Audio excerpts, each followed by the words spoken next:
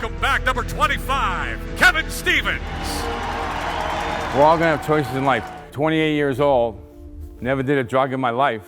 Someone handed me something. So one 30-second decision I made changed the past of my life. For the next 24 years, my life went like this. We're on TV now, so it's kind of scary. You know, our radio and our podcast can see on TV, which is kind of new to us. So Painfully. Like I sat with you guys all for a long time, guys, and sat there and say it's never gonna be me, you know?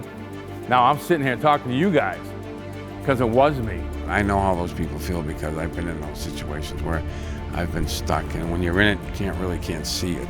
It's very hard, it's a very difficult thing, addiction and substance abuse, and people need help, and we have to get out there and kind of educate people and try to do the best we can to help them. Welcome to Crosscheck. I am Kevin Stevens, and we are back here in good old Abington again. Jeez, we're all over the place. I know, right? It's a media empire. Yeah, it's crazy, but we got a great show today. We got two great guests, and let's see where this all goes today. Turn it over to my buddy Andy. Thanks, Kevin. Yeah, we do have a great show today, and joining us is our friend Alyssa Horton from Delphi Behavioral Health. That's me. What do you do there? I'm a treatment representative. Okay, Yes, treatment this is my bougie representative. outfit, my I bougie know. title. Where's Yes, the very briefcase? bougie. Where's your briefcase? I have a bag.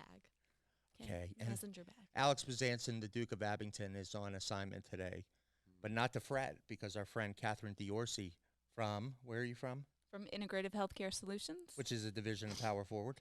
Absolutely. And what do you do there?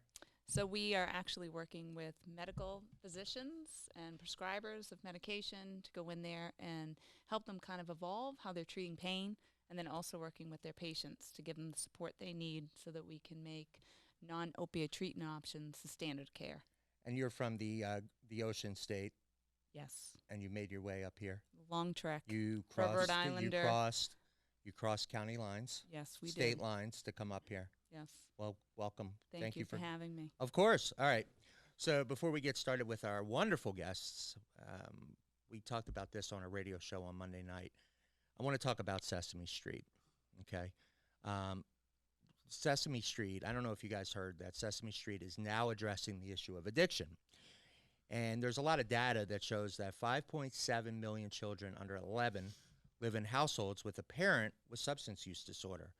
So our friends at Sesame Street, which most of us grew up with, created a character named Carly. And Carly had already been introduced as a puppet in foster care earlier in the year. But now viewers will understand why her mother had to go away for a while. Carly's mom went into treatment for addiction.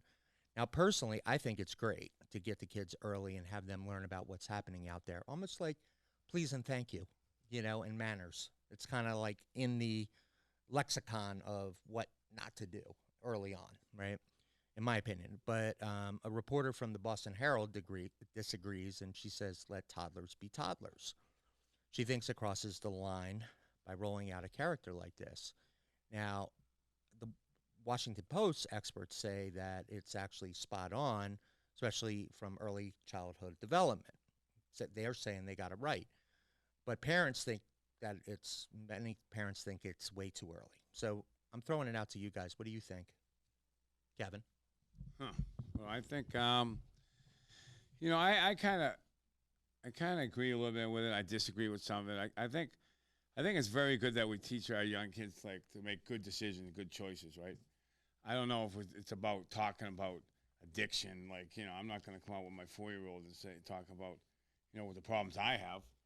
I'm going to talk about him making right choices and good decisions and what he has to do to be a good person. Not a good person, but just to be a better person. And when, I think if we teach them to make the right decisions and right choices and store that in their brains, I think it helps them more than just to talk about, addiction, because I don't think they really know what, but I think they know what good and bad decisions are. Yeah, I think so. I think it's, at 2 years old, like my wife always says, after you get to 5, you're done. Like if you don't learn it by 5 years old, you're done. That's what Claudia says, but I don't know. What do you think? I think it's a good idea. I'm sorry, Kev, I have to disagree. I mean, I don't have children, so I'll put that as a disclaimer at first, but you know, if it was just based on good and right decisions, then we wouldn't have an epidemic on our hands in the first place. So introducing something at a young age, I get why parents are kind of against it, except they're going into schools with kids that are being raised by grandparents and being raised in foster care that don't have anything because their parents either died from an overdose or are currently seeking help because they have an addiction problem. So these kids are being tormented and bullied, which is also a huge problem we're having right now because of the results of parents that struggle with addiction, and people and culturally don't know how to treat each other because of it, because it's still that like redheaded stepchild that we don't talk about and everything else. So it's more based off just judgment, and they're kind of targeted for it. I think I agree with you, and I think having a foundation, having a core foundation as a child growing up, Right, and to understand that it's okay. what you believe in, and kind of knowing the good, the bad, Right. the ugly, like, and knowing that, and if it's done the right way. Right. I mean, and I think that they're doing it in an acceptable way where, like, she's already been introduced with a background where they're in foster care because the parent had to go seek treatment, which is a plausible thing that these kids are dealing with. Technically, foster care is living with a family member. Right. What do you think? I think it's an interesting approach. I mean, I have 2 kids, and I have dealt with addiction. My brother was addicted for 20 years and fatally overdosed 11 years ago. So I can appreciate the efforts. I think this situation is urgent enough. And as a parent, one of the things that I see now that I'm working in this space, I do feel blessed, at least, because I'm a little more in the know or educated, and I see all these parents around me, even elementary school parents, and they just have no idea. So, you know, I can understand why some parents would be concerned, but I think it really warrants getting in there early. It can help with the stigma.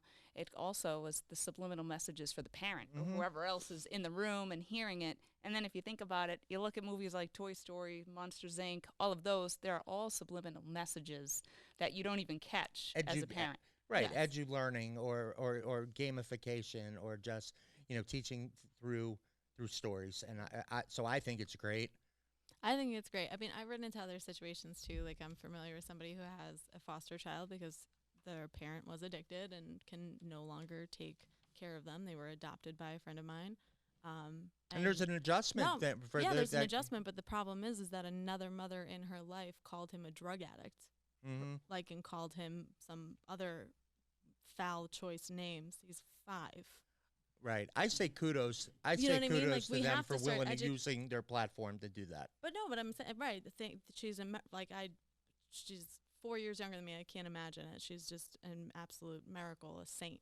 But Right. to see the fact that she has to go through parents, like adult people, calling small children names because of the results of their parents. Right. They didn't do anything. They're small children. So if that's how she's acting, that's how her child's acting, that's what's happening in schools. So, like, something has to happen, because, like, that's not okay. Like, I get really upset to see that a 5-year-old's being judged and made to feel poorly about himself because his mother struggles with addiction. Right.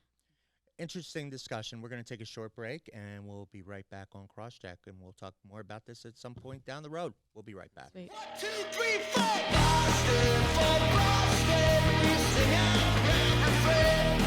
For Boston, till wisdom's earth be fed. For here our word are also true, and the towers on the heights reach the heavens are blue. For Boston, till the echoes ring again. For Boston, till the echoes ring again. Welcome back to Crosscheck. My name is Andy Bernstein, here with 2-time Stanley Cup champion, the one, the only, Kevin Stevens, who loves talking about Sesame Street. You love it. I love it. Love it. Can't wait. Yeah, I mean, who doesn't? Peppa Pig, I gotta watch it every day. That's right? and Catherine Diorsi's sticking around with us. She's our guest panelist for today. And where are you from again? From Integrative Healthcare Solutions in Rhode Island. Okay. All right. We'll hear more from you. All right. Let's welcome our first guest, Tom Kaderi. He is the senior advisor to the Rhode Island Governor, Gina Raimondo. In Tom's role, he is the liaison to the General Assembly and helps coordinate the state's response to the opioid crisis. He is a person in long-term recovery himself from addiction since 2003. In 2014, Tom was also appointed by President Obama as Senior Advisor and then Chief of Staff at the Substance Abuse and Mental Health Services Administration. It's a mouthful. It really is. A lot. Right? A and lot to do. you and Catherine are working together in the state of Rhode Island to do some great stuff. So we wanted to have you on the show. Thanks for coming on. She's also my ride today. Yeah. Yeah, she got me here. So That's right, because you important. too left county lines. I did. I had to show my passport as we crossed. It's a over big deal. into The South Red Attleboro. Bridge. Cross It over is, the yeah. Red Bridge. The thing Andy just read, the whole thing, I don't understand one thing it means, so what's it all mean? It means I get to help people in my Yeah. job, which is great. That's the and best thing about I'm it, doing kind of what you're doing, right? Perfect. Yeah, it's good stuff. Before we learn about kind of more about the great work you're doing in the state, you were mentioning you had some off-air comments about the Sesame Street. Well, I heard you guys talking about the Sesame Street issue, and even though I know Kevin's sick of talking about No, it. it's all good. It's important. It's all good. I saw the video last week, and my first thought was, wow, this is a sign of the times, right? To have a show, as iconic as Sesame Street talking about addiction. And then I was like, thank God they are. And I watched the video of Carly, the puppet, the new Muppet on Sesame Street, talking about her mom and how she had to go away to treatment. And then they got into a whole discussion around recovery meetings and why recovery meetings are so important for mom and how she goes on a regular basis. Super well done, very authentic and very realistic. And Good. I liked it. Yeah, I don't know why people have an issue with it. I really don't, but Yeah, I mean, if this is the problem, and we've swept this issue under the rug for way too long, right. and it's time to bring it out on things like Sesame Street. So we start talking about it. We normalize it. That's the problem. When people don't talk about it, they pretend like it doesn't exist. Then that creates the stigma And darkness. It sure does. Right. And that's what that's what prevents people from seeking help. Mm-hmm. If I'm ashamed, if my family's ashamed of me, if people don't want to talk about it and people don't want to address the issue, I'm not going to go get help. Right. And if I don't get help, I'm going to get worse. I may die. Right. So that's not acceptable. Right, and having a platform like Sesame Street, which we all grew up with, and it all has I don't know if Kev grew up with it, but having Still growing Sure up he with it. did. Still growing up with it. but it really shapes norms, and I think that's where media comes in, is shaping norms. I agree. So tell us about what you are doing in the state. Yeah, so I work for Governor Raimondo in Rhode Island, and the governor, when she came into office in 2014, she got elected. 2015, when she came in, she really wanted to make mental health and addiction a huge priority in her administration. So she immediately issued an executive order. She set up an overdose prevention and intervention task force. Rhode Island was seeing, like many New England states and many states around the country, our overdose numbers continuing to rise over the past 10 years. And so she knew there was something that needed to be done immediately. So she went to work to do that. She created this task force. They adopted a strategic plan. And so when I came in 2018 to help out, that strategic plan was already well in place. There's 4 pillars in it: prevention, rescue, treatment, and recovery support. And we spent a lot of time thinking about this very strategically. And the governor, who, as we were talking about earlier, was a former venture capitalist and is really focused on metrics and measurements and how things are working and what the outcomes are, asked us to produce a dashboard and to keep her informed. And because of that, Rhode Island has seen a decrease in overdose deaths 2 years in a row. So not time to take a victory lap. There's still way too many people. Even one person dying is too many, but we're still seeing, we had 314 deaths last year in Rhode Island, a small little state like ours. But to have finally bent the curve, we feel like we're moving in the right direction. Now, you've been in long-term recovery yourself. I am. I'm a person in long-term recovery, which for me means I haven't used alcohol or drugs since May 15th of 2003. I've been able to not just stop using alcohol and drugs, but create a better life for myself and my family and my community ultimately. Because being in recovery is, as Kevin knows, and many people who are watching the show probably know, it's about a lot more than not just using. It's about creating that better life. Kev? Oh, it's all true. It's all good stuff. All the stuff you're doing down there in Rhode Island. It's we just need people like you. We don't have enough people that step forward and realize how bad this can get. And with what you're doing and what you're doing down there, and How are you and Catherine now? What do you guys do when you guys come together? What's Yeah, so what Catherine approached us, the members of the task force, and said, I have a great idea. She said, I used to be a pharmaceutical rep, and I used to be the one that was out there visiting doctors' offices and passing out free samples and encouraging them to prescribe more. And she goes, you guys are changing prescribing practices. On our prevention pillar of our strategic plan, we've reduced prescribing in Rhode Island by a huge number. I mean, I think we've seen close to a 50% drop in prescribing. And if we're stopping prescribing, we got to give people alternatives. And non-opioid alternatives are what Catherine's now pushing. She stopped to going and trying to give the free samples out, and now she's giving free samples of non-opioid alternatives. And we just thought that made total sense, and we got behind it and starting to support it. Catherine got one of our mini grants from our opioid solution grant program, and she's off and running. How's it been going? It's really amazing.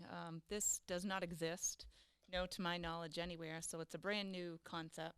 And I do have to thank Tom because it really did start in one of our conversations, which came from the Non-Opioid Treatment Conference, which was last October. Right. It's happening this Saturday morning again with Brown.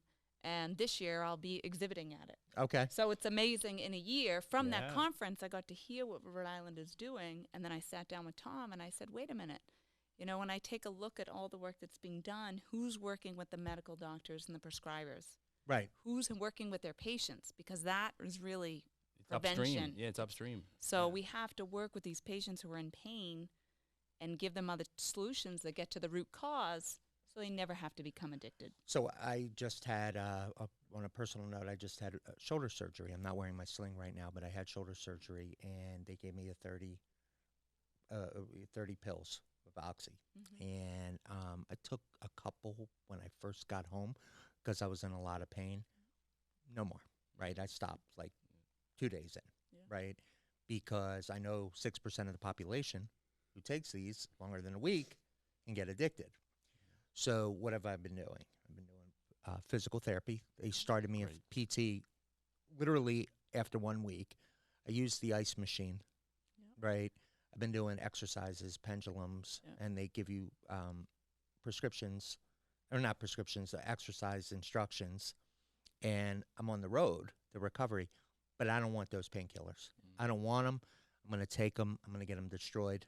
But see, what you did and what you knew about is you knew there were alternatives. That's right. And you knew what could happen to you if you went down the opioid route. Correct. So you had some education. You made some good decisions about it.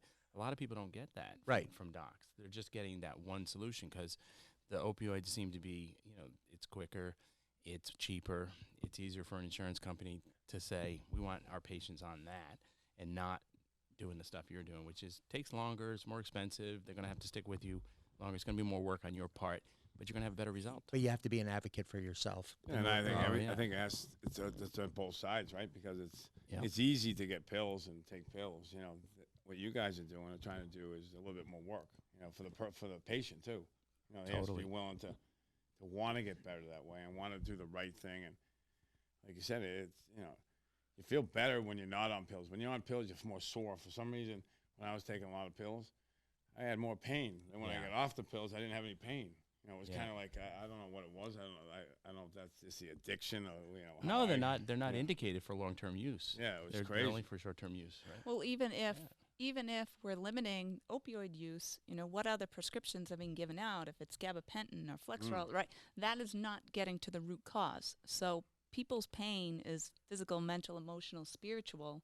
So I don't want people to just get those other meds as a resort to opiates. Masking. It's a mask, right? We need to get through our pain rather than continue to block it or ignore it. Well, so that's a really interesting point because for me, right, I'm in a good place. I'm happy, right? So for me, going through that, I'm like, I don't want that, right? I want to get out. I want to get back to my life as quickly as I possibly can in a way that I'm willing to do the work, right? I don't want to give in to the pain and just sit at home or talk about it. Like I'm just, the show must go on quickly, right? Sure. And that's how I've been approaching this. Well, I had my own surgery in a year ago, and ileocolectomy surgery, and I was given Vicodin in the hospital, and I was there 4 nights, and I came home, and I chose to breathe through my pain. So when the pain came, I used breathing techniques Right. to get through it. And, you know, if you can get through it once, then you show up again. The next time the pain, you does the same thing, and you add ice, and you do all these different But we've techniques. been taught as Americans that pain's a bad thing, Yeah. that we shouldn't have it, and we should get rid of it as soon as possible. Pain's not necessarily a bad thing. No. It's our bodies telling us that something's going on, Right. and we got to listen to it. And mentally too, if you can't, they say what, feel the fear and do it anyway. So if you go through it and you power forward in spite of it. So how I don't know, switching gears, how does your state work with law enforcement? What is the relationship like? It's a great question, Andy. I mean, we have one of the things that has been so successful for us, I think, is that we've had a public health, public safety approach. So it's been a combined approach that we're not just all public safety, we're not just all public health. That there's a role for both, and we've partnered with our state police, for instance. We have a state police captain who was assigned to our task force. He has started a program called the Hope Initiative. Is John Reese still around? Do you know him? Yeah, I do know John, but I don't think he's a part of the department anymore. Yeah, I know him. Anyway, obviously, there's a story behind this. I don't know if our without a listeners doubt. are going to hear it. But Without a doubt. didn't invoke that kind of laughter, but that response from you. But the state police started this program and you guys have similar programs here in Massachusetts, like the Angel program and other programs where you have a police officer that is paired with a clinician and a recovery coach. Mm-hmm. And what we're doing is post-overdose, we're sending that team out to people and knocking on their door and saying, how's things going? Did you get connected with treatment? Do you need help finding recovery supports? How are you making out? So they're working with people post-overdose. They're working with people that are coming out of our jails and prison system, which is great. And they're also working with our drug courts. We also established this great program in the ACI is the Unified Correctional System in Rhode Island. Mm-hmm. We have a unified correctional system, which makes it easy for us to put medication-assisted treatment behind the walls too. So anybody who goes into the ACI, anyone gets arrested or is there for any length of time, gets access to all 3 FDA-approved medications for opioid use disorder. We get them started when they're in behind the walls, and then when they come out, they seamlessly connect with a provider on the outside, so that process and that program has actually resulted. It's been studied. It's only been happening now for like 18 months, but we studied it after the first 6 months. It resulted in a 61% decrease in overdose deaths from people being discharged from the prison. It's a game changer for us. Mm-hmm. And it's really been one of the attributes of our decline in overdose deaths. And Narcan, I mean, obviously. Yeah, we've scaled up the use of naloxone in a major way. Not only have our rescue pillar of the strategy has been really important to us. Not only do we want Narcan and which is naloxone is the generic name for it, in the hands of every first responder in our state, but we also want it in the hands of anybody who's at risk for an overdose. We did a co-prescribing regulation too, so if you're prescribed opioids for, like in your case where you prescribed opioids after your surgery, you're also co-prescribed naloxone. So say you start to develop some type of addiction and you're going through something, we now have a co-prescription of naloxone, so you get them at the same time when you go to the pharmacy. You don't even have to ask. So that's a game changer as well. Kev, what do you say about that? Yeah, that's the first time I've heard that too. That's a great thing to do. No one like we said, not everybody knows about these drugs, right? That's right. No one, a lot of families, you go to the dentist and You're right. if you live in this certain area and you don't never hear anybody doing opiates and you get them and start taking all of them and the doctor says take 30. Yeah. And the parent says, we got to take 30. We got to take these. Next thing you get stuck, and it's good to have this stuff. It's so important because it saves lives. It's education too, Yeah. like you mentioned. Imagine you get the naloxone with the 30, with the script of 30. All of a sudden, you start thinking, why are they giving me this naloxone? There must be some danger in taking these 30 That's pills that I great. got too. So it works hand in hand. Awesome. It's good stuff. How well do you? And I guess another question is this is actually twofold. A, are there certain neighborhoods that are more hot spots, or is it really kind of affecting neighborhoods across? It's area. across the state. So, one of the things about this crisis is it's different than others in the past because it's affected everybody. There's Right. really no socioeconomic or geographic area that's been left untouched. Okay. So it's affected, the inner cities. It's affected the suburbs in the same way. We are doing a lot of heat mapping though, where we're looking at, Right. whenever we get our overdose numbers, we have like a 48-hour reporting system. So we're able to see if there's hot spots. Because typically, what we're seeing a lot of now is fentanyl on the street, and the epidemic has changed over the past couple of years. So now we have to pay attention when a batch of fentanyl ends up in a particular area. So we do heat mapping for that particular. We can send a team out into the area right away because we know within 48 hours what's going on. We send a team out of public health officials. We triage it like any other public health crisis that would be going on. If you had an outbreak of some type of other infectious disease, you would do the same exact thing. Right. There's nothing different with this. Well, so we were robbed when we lived in Rhode Island. We actually lived on Wayland Avenue, and we lived right across from where Alex and Annie had their. It's in the Ruffles Cafe. Remember Yeah, we were talking exactly. about that? Yeah. So I got robbed. We had a computer. They broke into our computer in our apartment, stole the computer. So we called the police, and they filed a police report, and they told me that 85% of the crimes in Rhode Island are, as a result, are drug-related. It's true. 85% of the people in the ACI are there because of some drug-related offense, right? Yeah, that's what it's people are all- getting arrested for. And so that's one of the reasons we have to change this approach from a criminal justice approach to a public health, public safety approach. Right. Because even law enforcement tell us, if you ask the colonel of our state police, he'll say we can't arrest our way out of this problem. Right. Because they could find the guy who stole your computer, they could arrest him, they put him in the ACI, but what he doesn't need the ACI, he needs treatment. Right. He needs recovery support services. He needs help, and that's what we're missing. The other question is youth sports. Are you working at all with any of the youth sports to talk to them about opioids so they understand that there's other ways to manage pain? We have a prevention pillar, and so I'm not sure that it's focused specifically on youth sports. I know Governor Baker here in Massachusetts has done a lot of work with youth sports, and I'm jealous of the work that's being done here, and we'd love to bring some of that to You got to Rhode bring Island. Kevin in because Kevin's gonna come by. Kevin. Youth got time, sports. Kev? I played a lot of youth sports. Well, you talk to kids all the time in hockey. Yeah. He did something in South Boston talking to the hockey with Mass Hockey, talking about it because in youth sports, kids, to let them know that pain, Yeah. taking painkillers is It's just like it's all prevention stuff, right? Of It's course. just with anybody. It's not just sports. With everybody, it's really about prevention and not really getting started. Because once we get started, we all know, Well, in the Right. second iteration of the strategic plan we're going upstream on the prevention side a lot more. Yeah. Our first plan focused more on the prescribing practices. Mhm. Now we're going to youth. Yeah. So we're saying we got to go to schools, we got to go to local Mm-hmm. communities, we got to fund coalitions to do this work, and youth sports is definitely a part of it. Let me ask a question. And so you've been promoted, or you're moving into a new role. New role. Tell us about that in our closing minutes. Yeah, so I'm really honored to be taking on this new role as the regional administrator for the Substance Abuse and Mental Health Services Administration for the New England region. So I'm going to transition out of my role in the governor's office next month in November, and I'm going to take on this new role.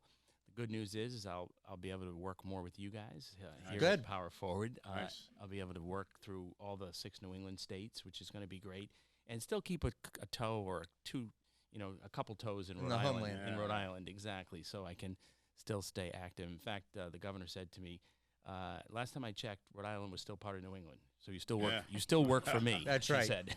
Um, and so Well, he's we're not doing getting that. home if I don't drive him. So That's Yeah. right. Now, how has your sobriety helped in this role over a period of time? Yeah, that's a great question too, Annie. I mean, just like Kevin's doing, going out there talking about his own personal story and bringing that to public policy tables, that's what I've been doing. Our voices have been absent from many public policy tables for too long. And I think when we walk into a room and we have this lived experience and we're able to share with people, hey, listen, that's a great policy. It looks great on the piece of paper here, but here's how it really works. Like here's how I'm going to get around it as a person who's gone through this myself.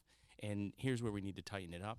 I think it's been really good. So people with lived experience sitting at public policy tables, helping to inform public policy is really important.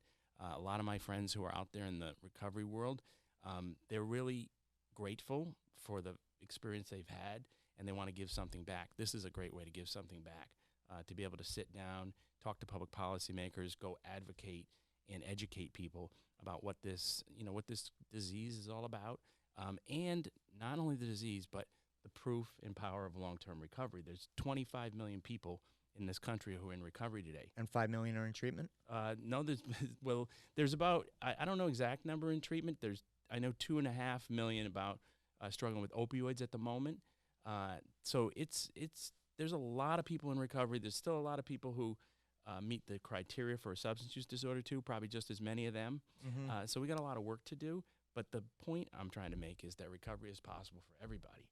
That this gift that Kevin and I have been given, and so many other people have been given, is available to us all.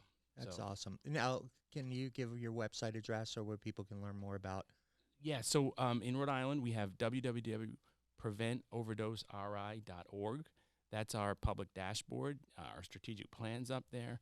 There's lots of great information. I urge all of your listeners to go and check out our website. Awesome. Well, thank you for coming on. Thank you, Andy. Yeah, great stuff. Thank you, Kevin. Yeah, Thank you, awesome. Catherine. Thank you, Thanks. Catherine. Awesome. We'll be right back on Crosscheck. 1, 2, 3, 4. Boston, for Boston, we sing our grand refrain. For Boston, till wisdom's earth be fed.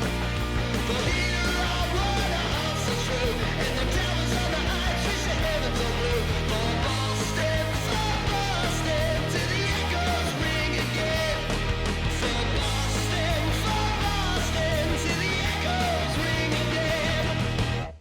Welcome back to Crosscheck. I'm Andy Bernstein here with two-time Stanley Cup champion, the Duke of Pembroke, Duke of Pembroke. the Right. Earl of You Pembroke. like it. Yeah, I like that. The Duke, the King, not the King, the Duke, No, The night. the I Knight, don't know. Oh, I night, like the that's night. all. the Dark Knight, The night. the Dark Knight, Kevin Stevens. Jackass. The dark night, because when it's dark, he's sleeping. At least Bazansen's not here to talk about the best-looking man in hockey. We're moving on from that. We But got to you come. I did know. just mention it. Yeah, you just brought it up like 6 times. All right, Yeah, we're moving on yeah, from yeah. it. Okay, and Alyssa Horton from Delphi Behavioral Health, That's right. treatment coordinator. Is that what treatment specialist? Treatment representative. Okay. But you'll get there. It's okay. I know I botched names. That's all right. And we have our next guest. First of all, how about Tom? Huh? He was great. Tom He was was good. Yeah. What a He's doing great some guy! Crazy stuff. What It's a a- great guy! Tough act to follow. No, you got this. You got this, Yeah. man. All right, Ben Haas. Yeah. Did I say it right? You did. Okay, Ben. Haas. Yes. Like Haas. Hoss, even though it's H-A. Like Haas's. Yeah, like some hosses. Yeah. In the stable. In the stable and that. Yeah. Yeah. Ben is with Wellstrong, and Wellstrong is a community of fitness and mindfulness organization. Yes, Tell so- us about Yeah, it. basically, we're a community of people suffering from substance use disorder that find strength in exercise, mindfulness, and meditation. Okay. Yeah. And Wellstrong has been around since. Well, we're coming up on 2 years. Okay. Yeah, and it was founded by our fearless leader, Amy. Amy Doherty, Yeah. which you guys are all familiar with from the Great Skate. Yeah, we right? love Amy. Yep. So she had a brother who suffered from substance use disorder, got clean. I think he had about 5 years remission, but then passed away from unrelated genetic heart failure, Okay. which the family wasn't aware of because he was adopted. So anyway, in his memory, the family put on the David Lewis 5K, and Amy had been running a lot of 5Ks with her husband. And I mean, not only just running them, actually putting them on. Okay. So she helped Gosnold with that, and through that, she gained a relationship with the Emerson House, started running with the girls there, met some of the women at Emerson House, and really realized not only how important exercise was in their recovery, but how wonderful these women were. And she decided to open Wellstrong, and the rest is history. Okay. And not only are you in the outreach part of this, you're also a trainer. I am. Yep, I am. And you're in recovery yourself, and you've been in triathlons, and you teach something called FlexFit. So Yeah. tell us about some of your key responsibilities in the work you're doing. Sure, of course. So basically, we'll start with the trainer. I am a certified trainer for Wellstrong. I do teach a class called FlexFit, which is a circuit-based class that keeps your heart rate very high while you do anaerobic activity or lift. Why are you smiling? Have you done it? No, it's terrifying. No, you're going to come I'm going to next come week. do it. Yeah. I do that. So I do that once a week. And then my primary role there is the outreach coordinator. So basically, the large portion of my job entails me going out to treatment facilities and doing presentations to various treatment programs in the area on Cape, whether it be a PHP program, IOP program, or a SOAP program. So trying to spread the word about us into, the early recovery. Kev? Yeah, and I think, I think it's so important, like, obviously the fitness part of recovery, right? It's kind of like a lot of us people say there should be 13 steps. It should be like fitness should be part of it, and like, and I think it's, it's important because a lot of people don't know where to start. I think after they're out there using all the time and they're afraid to go back in the gym, they're afraid to start. Where do they start, right? Yeah. I think you guys are a great thing for people in early recovery because it gives them an opportunity to kind of start, and you guys can kickstart them a little bit. Yeah, and I think a lot of people in early recovery are searching for kind of a healthy obsession in the beginning, and we offer that, and exercise oftentimes takes the place of that healthy obsession. The cool thing about Wellstrong is that we're very mind, body, spirit focused, so we kind of lure you in with that healthy obsession and working out, and then we introduce you to things like meditation and mindfulness and, a community basically that can make you feel more comfortable. Because like you said, in early recovery, a lot of it is fear-based. Yeah. And so I think anytime you can offer another community, much like a 12-step community, where people can get together and feel comfortable and share lived experience.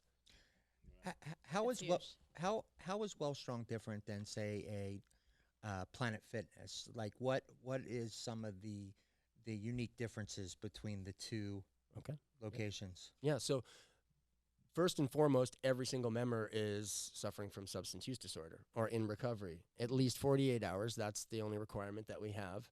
Number two, nearly every employee, I think a couple instructors, but all the studio mentors, which the people that are working the front desk, are in recovery. So if you're that person sitting outside that's afraid to even come in, I think it makes it a lot easier knowing that you can walk through that door and you can talk to somebody who is going through or has been through exactly what you're going through right now. Okay. Yeah, that's important. For any of us that are Absolutely. like us addicts that are stuck kind of at the beginning, like to walk into a meeting sometimes is hard. That first meeting, you walk in by yourself. You drive by that meeting 100 times. Should I go in? Shouldn't I go in? Yeah. And the same thing at the gym. Who do you want to walk in and say? If you have someone at that front desk knows exactly how you're feeling, sometimes it helps a lot.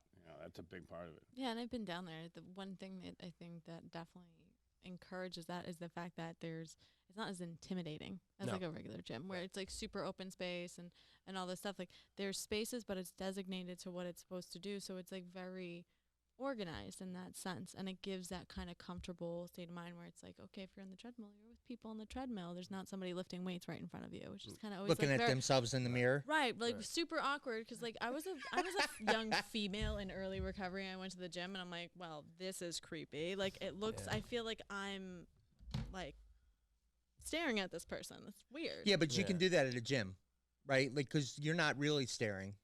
Well, that's why they have all the mirrors. I might have been. I was 21 years old, but still, like I was Just kind of looking off into space. The fake right. gaze. Where do you look? Like Right, it's the fake gaze. I always found it's like impossible to not look at somebody at the gym because there's 1,000 mirrors. So no matter where you're staring, it's always pointing you. right, and then at you catch someone the else. creepy person watching you, and I'm And you're like, like- meh, no, You're like, I'm gonna go home now and eat potato chips. so Ben. Yes. Okay, so let's talk about FlexFit, right? Talk a little bit more about the particulars or the techniques and what exactly is that exercise all about? Sure. So FlexFit is basically, if I had to describe it in the simplest terms, it takes large muscle groups and works those first down to smaller muscle groups in the attempt to raise your heart rate while you do anaerobic activity and keep it raised as best as possible so that you can burn the most calories. So it's a very high intensity type of exercise where you can kind of get the most benefits if your desire is to get shredded, in the shortest amount of time.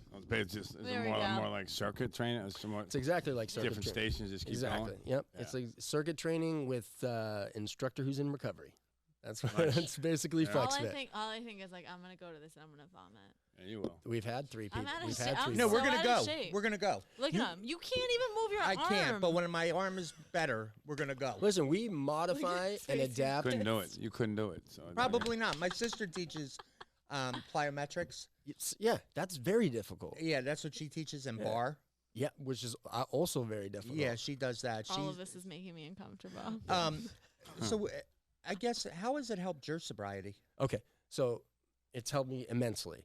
And I think a lot of how it helped me was because it established small, attainable goals that I could kind of shoot for and attain. It gave me the self-confidence to take that experience out into other areas of my life, whether it be in relationships or in the workforce or my family. These like big overarching problems in recovery that are very hard to tackle. You can kind of work on yourself in the gym and kind of tackle these really small, minute goals. Like I would like to, I don't know, increase my or decrease my mile time for running, or I'd like to be able to lift a certain amount of weight or lose 5 pounds or what have you. Right. You know, you can do those things and gain a little bit of that self-confidence back and that self-esteem back that has been crushed by your years of active use. Okay. Yeah.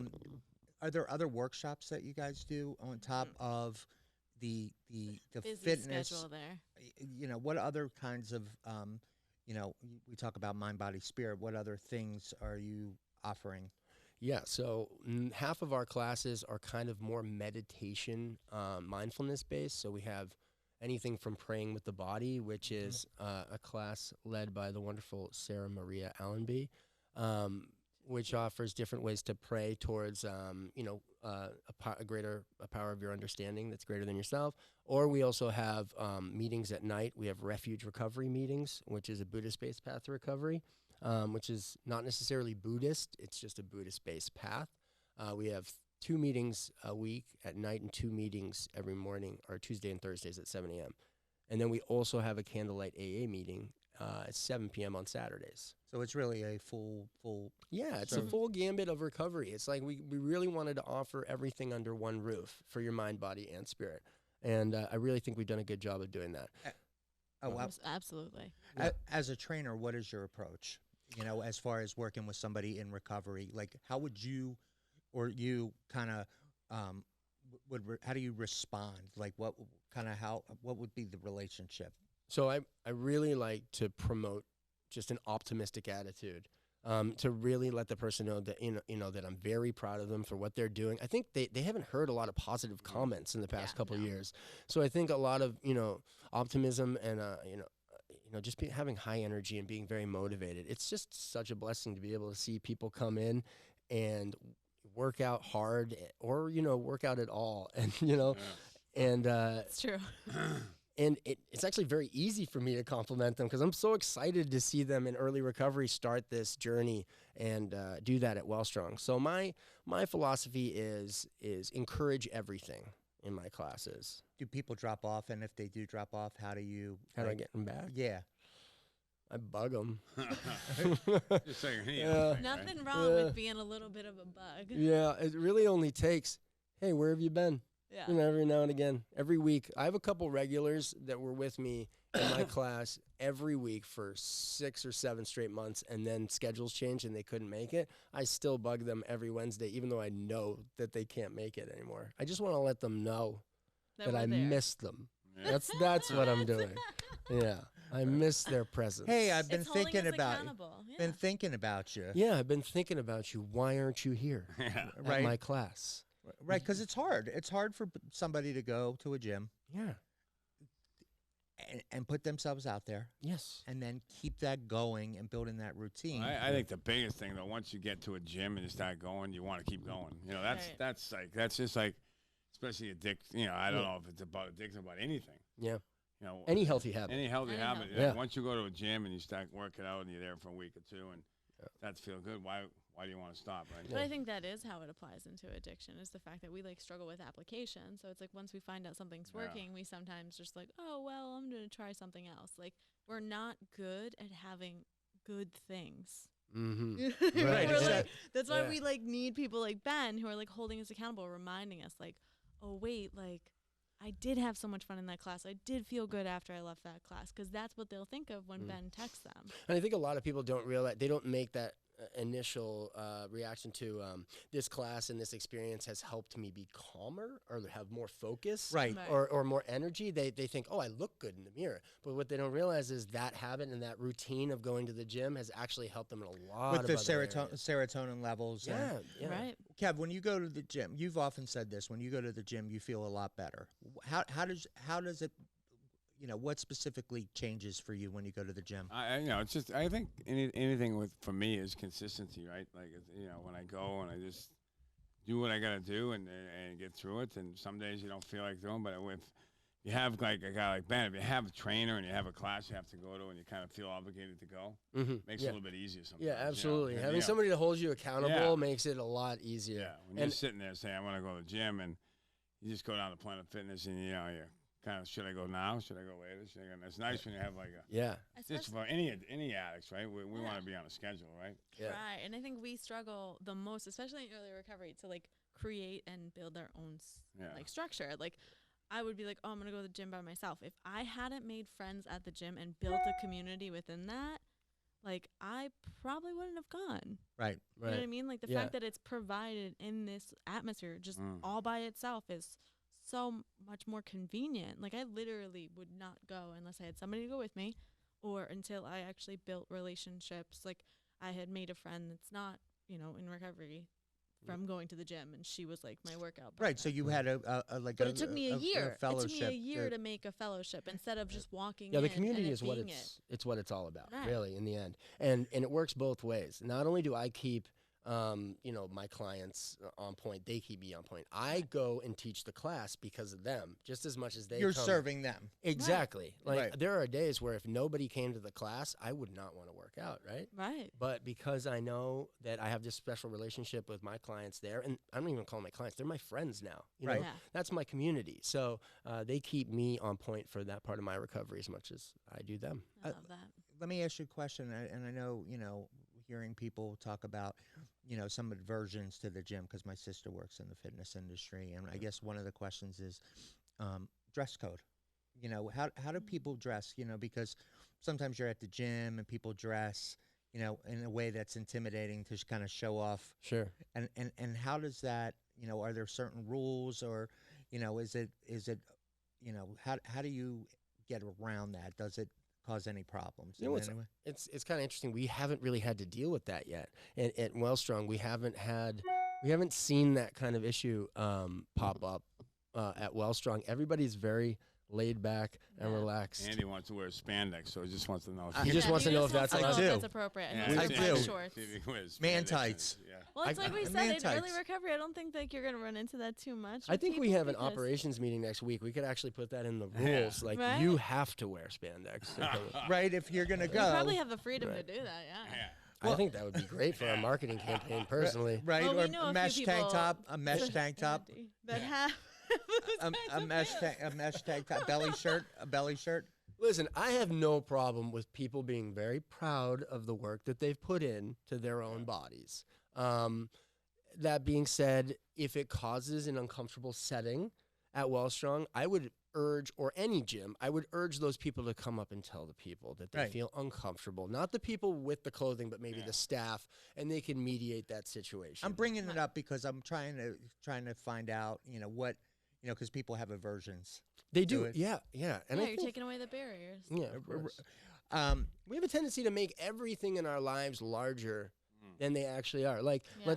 let's put this right in the moment. Like me coming on this show today, right? Like that's nerve wracking. It's right? life changing, Right? though. It's Especially 'cause absolutely it's the life last changing, one, right? right? But but really honestly, it's Yeah. 4 people in recovery sitting down at a table talking to each other. When you really look at it, and we're all going to be okay no matter Right, what, no matter right, what happens today. right. And that's kind of the same thing that the person in the parking lot waiting to get out of their car to go in the door is feeling, right? Oh, When absolutely. really you're just walking into a building Yeah. and you're seeing what that building has to offer. It's What- like scary stories. I used to always say it's like I'm in my bedroom underneath my blanket telling myself scary stories. That's Oh how my- it is like every time I'm about to do Which is why something. community is so important, because it's the isolation that drives you crazy. Right, and not not facing things, right? Yeah. And being accountable. Now, let me ask you another question. Age groups, is it open to All ages. all ages? Yes. We encourage all ages. Yes. And it's co-ed. Yes, it is. Okay. Yeah. And how do you stay? Like, is there a tracking? Like, do you keep? We do actually because, well, I'll get into this right now. To join Wellstrong is $10 down, but if you come 4 times a month, that $10 carries on for 3 months. So in fact, you get 4 months for $10. Okay. If you show up once a week, basically. So yeah, we do track. But you have to be in sobriety to do it. Yes. Okay. You have to be at least 48 hours in sobriety or clean or whichever terminology. Do you have to get like a note, like from, like We take you on your word. you take you on your word? Yeah. Okay. Yep. And well, if, it's like they said, they have a lot of people in recovery working. I think that you can trust. I mean, when you're in that world Oh for a my while, God, it's yeah. like you can pretty much spot. I can spot somebody that's like on a prescribed medication Yeah. from, Yeah. from a mile away. how do you and like how with Delphi, like, do you work together? Like, does Ben? What's the connection? We're gonna. Yeah, I think. we're gonna I work hope on so. that. Yeah, Wow. we're working on that. We got Yeah. a location close by. Yeah, I think. Somewhat. It's in the same state. I think that down the road it makes absolute sense. I think for us to work together. Any chance that Wellstrong has to broaden its reach or to touch more people in recovery, we're all for it. So yeah, Alyssa and I we've already talked about it a little bit. So we're Good. Yeah, We're and I gonna think work it's something out. important, especially like you said, like to have that outside, keep it separate from treatment, right? So like we're a medical facility. We're focused on medical and clinical. Those are 2 parts of a 5-part disease that needs to be treated. They have all the other 3 parts. Like, why wouldn't it make sense that people are working together? One, them focusing on those 3 makes them the best at those 3. Us focusing on us 2 Right. makes us the best at our 2. If we start trying to be all 5 things in one, like I see, some facilities when they try to do that, something's losing out. Mm-hmm. Something's falling short. Something's not doing Mm. the best that it should be able to do because you're trying to be too much at once. It's like when you go to a restaurant and their menu's like this big. You You can't know make it's not- everything on you that. know You it's not can't make gonna be that everything good. well. But if you go to a place that says best chicken sandwich, I'm gonna trust you that you make a good chicken sandwich. Right. I'm gonna go there Right. and I'm gonna be impressed probably. Yeah, because Short menus. if Short you go to menus. a Greek menu, I get really overwhelmed at a Greek diner menu. Yeah, but I do love Greek food. Love it. Oh no, I'm talking Just to go straight diners for like the in gyro. Jersey. Oh yeah. Yeah. Right? They give you a Oh. menu like that thick. It's Yeah. like, all right, what do I do? Do I'll I do tell breakfast? you though, like I grew up on diners in Long Island. I'm never having spaghetti at a diner again in my life. Okay, you got that, everybody? No spaghetti Do at a not diner. No Spaghetti offense at a to anybody diner. that I've got. Mm. Like I might, they You're might out. see it, but like Yeah. that's all right. I don't care. So Wellstrong is a great organization. We know a lot about it. Thank you. We recommend it. You've partnered with us with the Great Skate. Yeah, we had a which is- great time. Which was a Yeah. really great team effort. Yeah. We're gonna do it again. Yes, Um, can't wait. So I don't skate. I don't either. But you I'm gonna watch. I'm you from could- Maryland. You could. Tell me about how people can get in touch with Wellstrong. Okay, well, we have a website, wellstrong.org, so you can go on there. We are also at 6 Alphonse Street in Falmouth, which is right off of Route 28, right in the center of Falmouth, right after you leave East Falmouth. Okay. So we're right there. That's where our location's at. We also do presentations at Gosnold and RCI, and also the Cape Cod Healthcare's PHP program right now. Okay. And any other things coming up? Well, right now we have we just had the David Lewis 5K, so we're in a kind of a rest period right now. A lull, yeah, right now while Okay. we plan Organizing for the 5Ks second is a lot of work. annual Great Skate, That's right. which will come up in this That's spring. right, We're that's very right. excited about that. That's right. So Well, thank you for coming on. I loved You're a it. good man, Thank and I you. appreciate Great it. man. Look at his shirt though. Come on. Oh, we gotta wait, get some yeah. props. Stop All stigma. right. Yeah. See, there's That's our right. collection. We could have the Yeah. stigma. We could have the miracle shirt. The miracle shirt Yeah. by Paulie. Yeah. Oh, I the like miracle this- shirt. I don't know what I you're think I gonna like the stigma shirt better. The stigma shirt's better. Miracle. What does that mean? Yeah. He's a miracle. I'll tell Yeah, you. we're miracles because we should kind of we live a lifestyle where we should be dead, like playing Russian roulette with different substances. Right. We kind of love the thing. Yeah. miracle. We love That the stuff. miracle. But stigma's good Isn't it? too. Good shirt. I Well, like this this- shirt. Yeah, I will get you these shirts. So this started with I all of a sudden one day had the urge to make a life-size stop sign except it said stigma in the middle, and I actually put it down in the center of Falmouth and stood next to it for a while to raise awareness about stigma and addiction. It led to stickers. People started putting them on their cars. Now it's led to T-shirts. Can we do Power Forward? Can we get Power Forward on one? Yeah, of course. Like make Power Forward collection. Isn't Ben the How about- best? He's so freaking cool. Ben's cool. Ben's good people. So, All right. yeah. So give Wellstrong a call or check them out. Give us a call. Check us out. Go on Wellstrong.org. No judgment whatsoever. No judgment whatsoever. You'll love the experience. Everyone who comes there loves it. We would love to have you. Please come.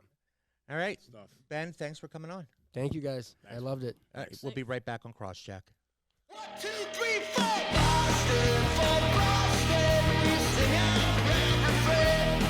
For Boston, till wisdom's earthly play. For here our word, our hearts are true, and the towers on the heights reach the heavens are blue. For Boston, till the echoes ring again. For Boston, till the echoes ring again. Welcome back to Crosscheck. I'm Andy Bernstein here with two-time Stanley Cup champion, the Duke of Pembroke. Pembroke. And Alyssa Horton, Delphi Behavioral Health Treatment. Treatment representative. Thank you. And I got you. staying with us is Ben Haas from Wellstrong. Yes. All right, so we've covered Sesame Street today. We've heard from Tom Koderi from the state of Rhode Island, Office of the Governor, who really knows his stuff. Great guy. And we've had Ben Haas here talking about fitness and Wellstrong. So obviously the hope is that, you know, we're trying to convey that there's so many ways to recover or prevention, and, you know, this thing continues to be a work in progress to help prevent and keep people from getting started or recover. So, Kevin, give us some Yes. words of hope, please. Words of hope. No, it's I think Andy said it pretty good. There's so many different avenues for this thing, right? You know, Tom and then Catherine was here. She's doing certain things with different ways, you know, for medication and stuff like that. And then Ben comes in, and, you know, after kind of recovering or your next step into recovery, but, you know, at the beginning stage, you're trying to get into fitness and get better. And I think, you know, they're all great things because there's so many different things, and we all know addiction is a very difficult thing. It's hard, and when you get all kinds of different help and all kinds of different support in different areas, it makes it that much easier. And, you know, I think we had a lot of them here today, and Ben's great because I think, you know, a lot of people I know says, you know, exercise is one of the biggest things for them to stay clean and sober. 100%. Yes. And what say you, friend? It's an awesome show. I'm glad Ben's here. I Me think fitness too. is huge too. Well, We- fitness We're a is fun huge, but group. here's the thing. Fitness is Fitness huge, is huge. for everybody, right? that's Reg- true. Right. It's true, but for us, think of it. It's not. The difference is we have the possibility of dying if we don't have things in place to help us not Right. pick up the things that kill us. Yeah, anything. That's the only difference. It's not like we're like, you know, like it's like a badge of dishonor. Like we need more help than most. It's good for everyone, but for us, it's life or death to find things like that fulfill us in ways and make us healthy and have different focuses. Well, it's a and- structure going to a Right. place. For and- somebody going to the gym that's not going there with that purpose, it might be really beneficial. It might be really good. They might feel good confidently. Like all these things may be improved, but if they don't go for a while, nothing's going to happen. If we don't have those endorphins racing, if we don't have some kind of outlet, we more than likely an will pick up. accomplishment. And an accomplishment. And an accomplishment we'll probably pick up. Hey, and That think of makes- this. Maybe we can be ambassadors for people who don't have substance use disorder to get Right. into the gym. They're going to look at what we've done with our lives and how great they're Right. going and go, hey, I want a piece of Well, that mental myself. health. Right. I mean, Yeah. mental health affects Well, everyone. mental health 1 in and- 5, and so addiction are super cool. right. So if you're Yes. tackling that through, you know, diet. I mean, that's the other thing. I mean, we never really touched on that. How do you provide nutrition information and diet? We don't tackle nutrition yet. If you want to have a conversation with me about it, I'd be happy to. You know, I'm not a nutritionist per se, but I do like to watch what I eat. Vegetarian on most days, not today. Right? But This is mine lunch. you know, I try to, you know, treat my body like a temple. You know, So what do you say about our fair show here today? I loved it. And it's exactly what you're saying. Like, you realize, I think the biggest problem with substance use disorder and recovery is that it's misunderstood, Yes. right? So it's shows like this that reduce the stigma, Yeah. right? And when you reduce stigma, then you decrease the amount of time it takes for somebody to ask for help.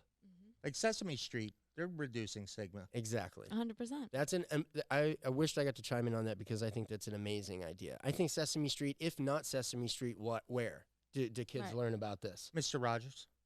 Is that still on? No, but No, because that's he's what I mean. dead. Yeah. He's dead. But if he was still alive, Yeah, I was pretty sure I watched a documentary about him, and Yeah. like they said he died in the end. yeah, Mr. Rogers' Neighborhood. But We mean something that's still around. Yeah, but I mean, so but this isn't the first time Sesame Street has discussed a taboo topic. they've discussed LGBTQ. right. I'm pretty sure they did when there was the AIDS epidemic in the 80s. I think they tackled that for a little bit. So this sure they isn't the did. first time that they've done this, and I think it's great, and I applaud them for being on the forefront of it again, because educating our youth is probably the most important group. Well, that's Yeah. we're going to close on that note because that was terrific. Kevin, take Yeah. us out. Tell us about where they can get in touch with us. Where can they find us? Powerforward25.com. I love that. I love that. I you love had to that. ask yourself I first. love They that. ask me every show. Like I I get, forget. I get. No, I just get it. I Yeah. get it. I get it. Such a kick out of it. It's always like I tell him, just don't forget who you are, Kevin. Right. That's it. Every time he So- does anything. I got that down now. It's going to come out. right. It took me 2 years. Just Right. don't You know, forget. Power Forward. So that's our show for the week. Please don't hesitate to reach out to us on powerforward25.com. Contact us page. Tune in on Monday nights, every Monday night from 8 to 9 on WATD, where we have our Crosscheck Live program, which is No editing. which is a real hoot. Working without a net, a lot of fun. And yeah, that's our show for the week. Thanks to Jim Davis, Dave Bowen, Justin Shanahan for helping us keep this thing going. We'll see you Stay next tuned. time.